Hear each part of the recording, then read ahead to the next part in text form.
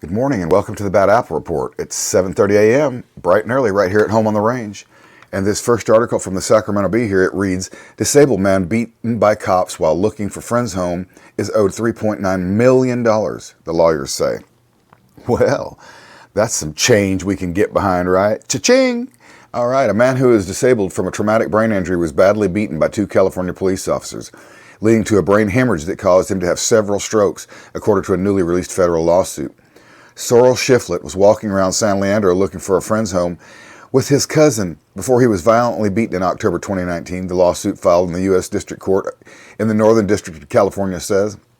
San Leandro Police Department officers Ishmael Navarro and Anthony Pantoja stopped Shiflett, who was dressed as an anime character, Naruto, and his cousin while responding to a report of suspicious men walking around, according to the complaint. Oh, the cops, the superhero cops run into a superhero anime character and all hell breaks loose.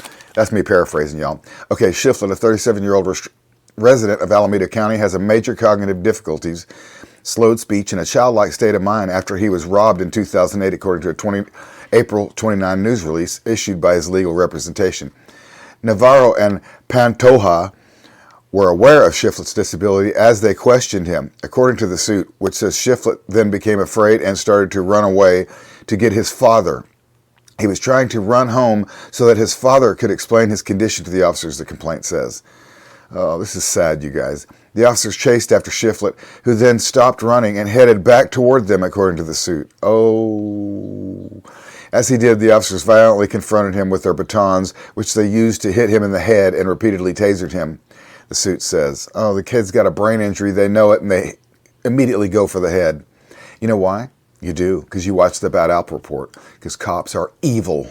That's why. Navarro is accused of destroying his body camera footage. Oh, you know why he's like that? It's because his mom's a terrible person. See, that's the thing about old Navarro. He was raised by an evil, evil mom, and Pantoja is accused of not turning his camera on until after the beating. Pantoja's just stupid. Okay. All right. They then callously dumped him at a nearby hospital, attorney Andante Pointer and Pointer at Beulah said.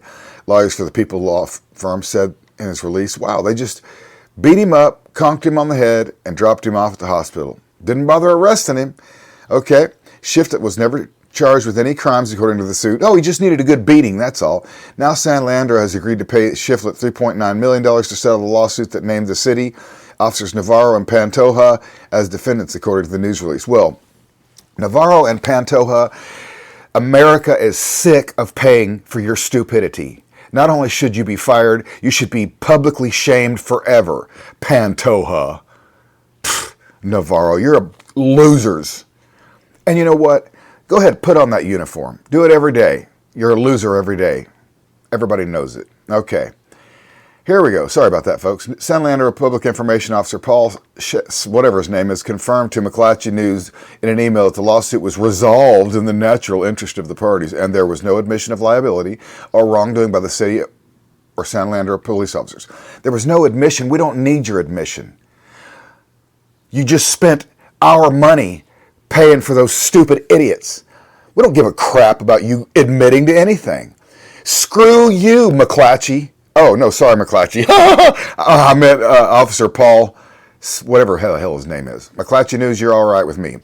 I got a little ahead of myself. You guys know how I get on this show.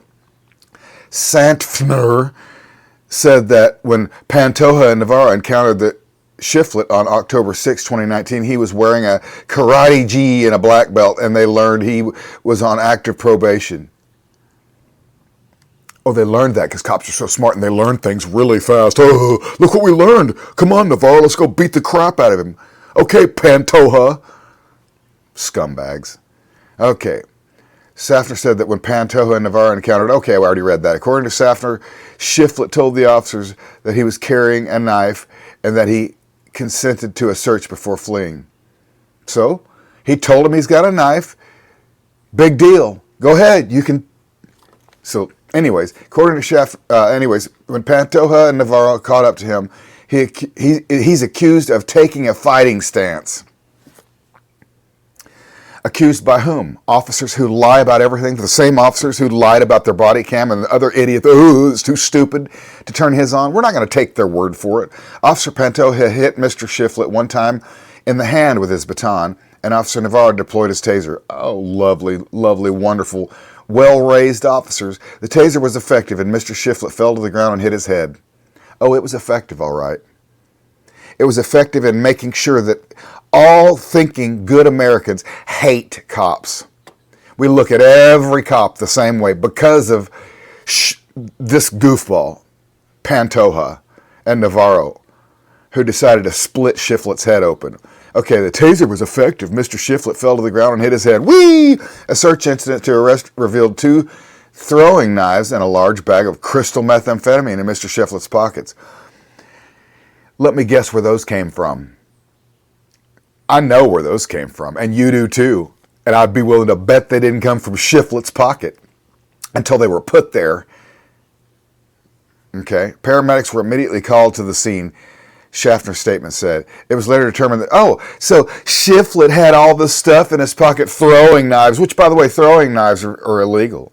And a big old bag of whatever that is damn sure illegal. But no charges. You know why? Because those cops were just, pull a few strings and you'll find out where that stuff came from, is what I think. So, all right. According to Shiflett's attorneys, charges against him were dropped a few weeks after the incident. San Leandro Interim Police Chief Angela Everett, she's a real winner, said in a statement to McClatchy News that the department's body-worn cam policy was updated in 2022 as a result of the encounter and allows the department to keep footage for 7 years. Oh, we're so much better now. We're so glad this happened, because if this hadn't happened, we wouldn't be this good now. This updated policy ensures a longer retention of interactions with community members and allows for the future review of potential criminal administration or civil cases. Navarro still works for San Leandro Police Department, according to whatever his name is, and Pantoja no longer does. Whoa, Pantoja! Well, Pantoja likely works somewhere else and is doing the same thing. Or he's a security guard doing the same thing. Either way, he's paid way too much. No matter what he does, he's paid far too much because he's a useless idiot. Pantoja and Navarro both. This was a horrifying experience, said Sorrell, attorney for Ty Clark of blah, blah, blah, who also represented the case in the release. He can be heard on Pantoja's body cam crying and screaming while pleading with the officers that he's disabled, that the officers hurt him, and that he could not do anything to warrant such, that he didn't do anything to warrant such cruel and unlawful beating, Clark said. And San Leandro is about a 25-mile drive east of San Francisco.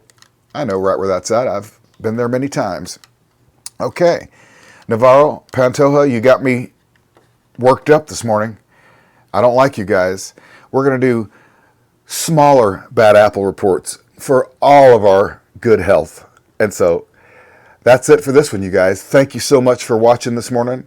You're wonderful. I'm going to intersperse a few little reports throughout the day. Have a great day, and we'll see you tomorrow morning right here at Home on the Range, 7:30 a.m. 3, 2, 1.